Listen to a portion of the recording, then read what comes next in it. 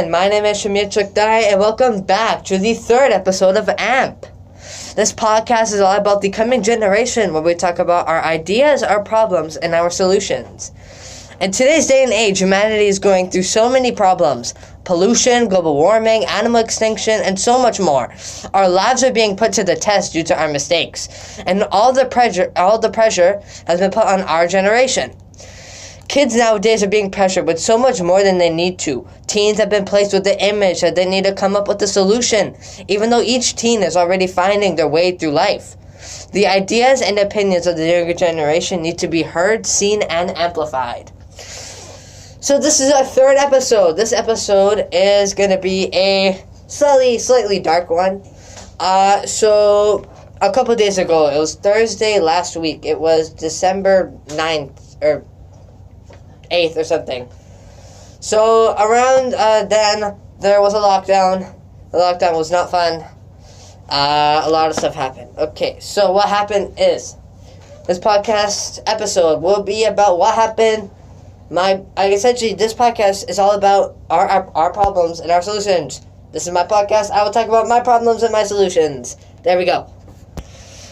Alright, so in this episode, I'm going to be talking about what happened on Thursday.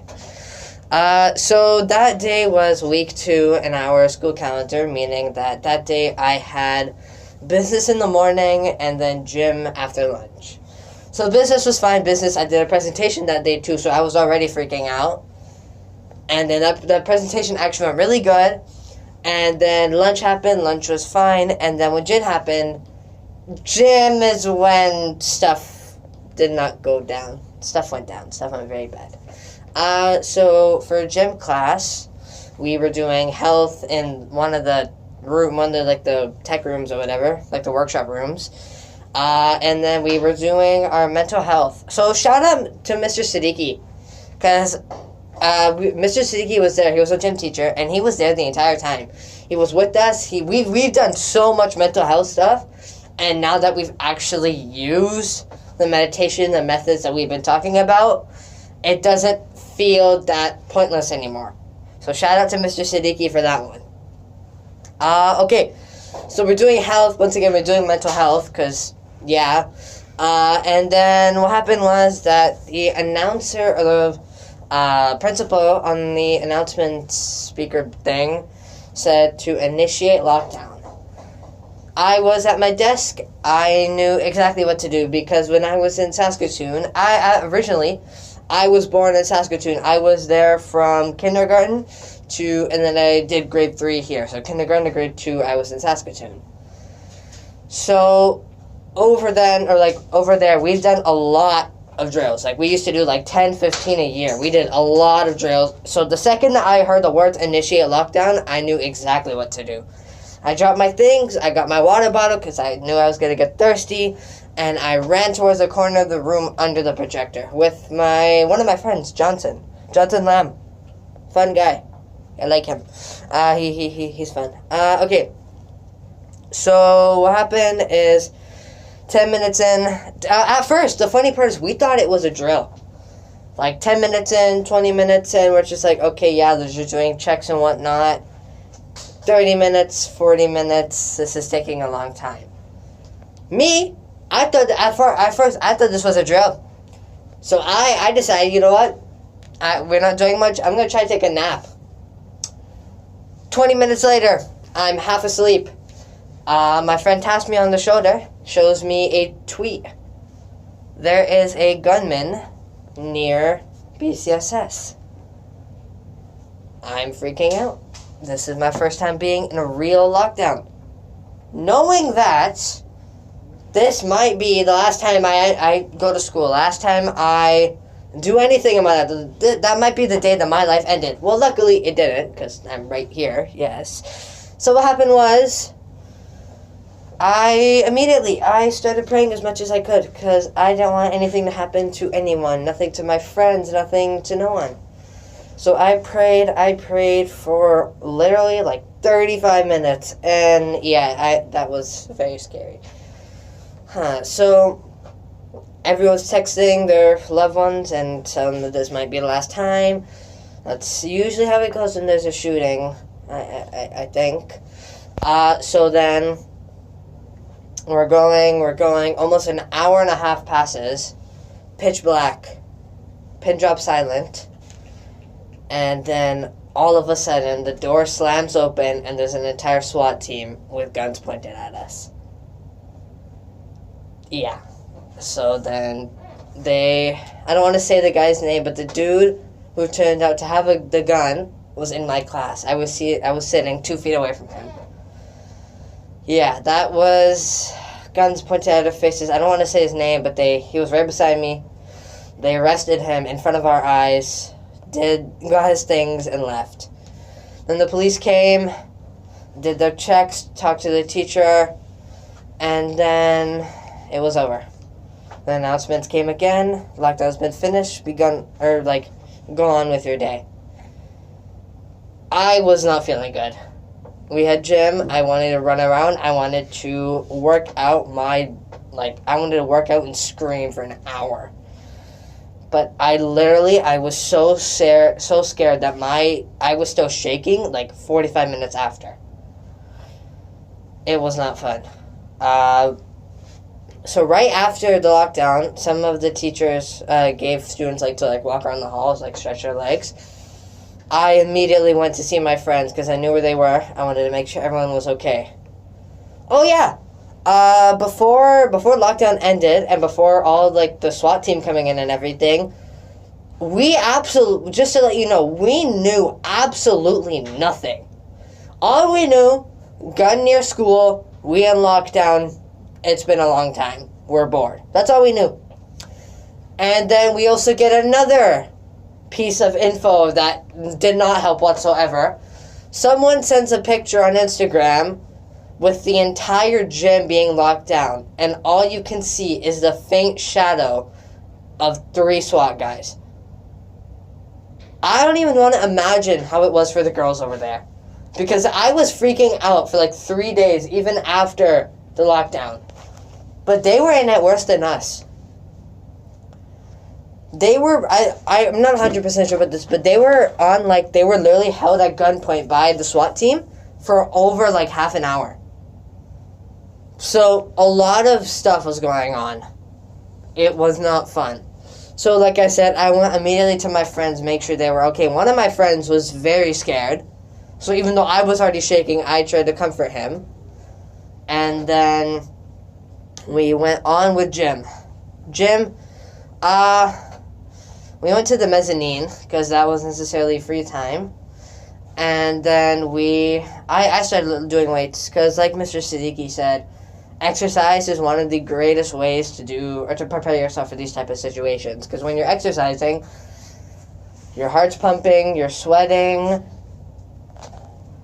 Your heart's pumping, you're sweating, and you're working out. Your body's getting hot, you're generating heat. And then at that moment, when there's an AR-15 at my face, my heart's pumping, I'm sweating, I'm shaking. So it's the same things. It's just the more you exercise, the more your body gets used to the adrenaline pumping, all the thoughts rushing in your head. So that was Friday. No, that was Thursday. So for the rest of the half an hour of the class, we were in the mezzanine. I did weights. It was better. And then no details. That's one thing that kind of annoyed me and my friends. Not one detail was spared. I know it's some sensitive information, confidential stuff, SWAT team. But can we at least figure out what's happening? Is there an actual gun? Did he have drugs? Did he do this? Did he do that? It was a very confusing time. And then Friday helped a lot, because Friday we actually sat down and we talked about it, our class as a whole. We talked about it. That helped a lot, because Mr. Siddiqui was explaining to us that different people react to different situations or pressure in different ways.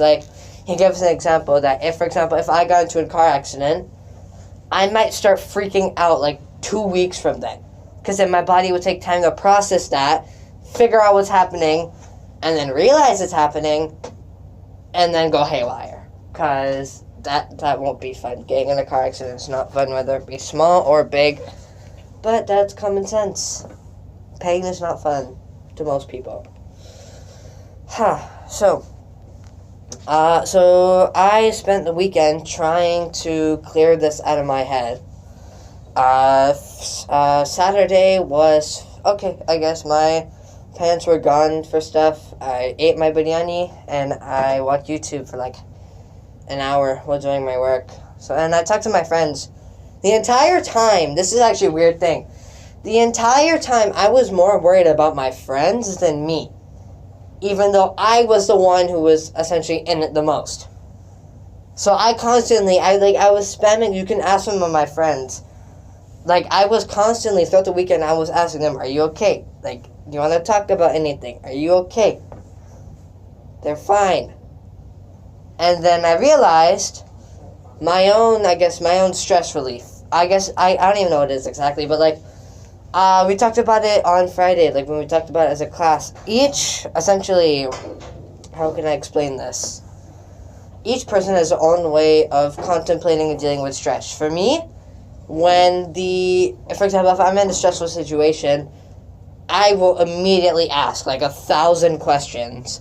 Like the second the SWAT team came in, I was really I thought I was done.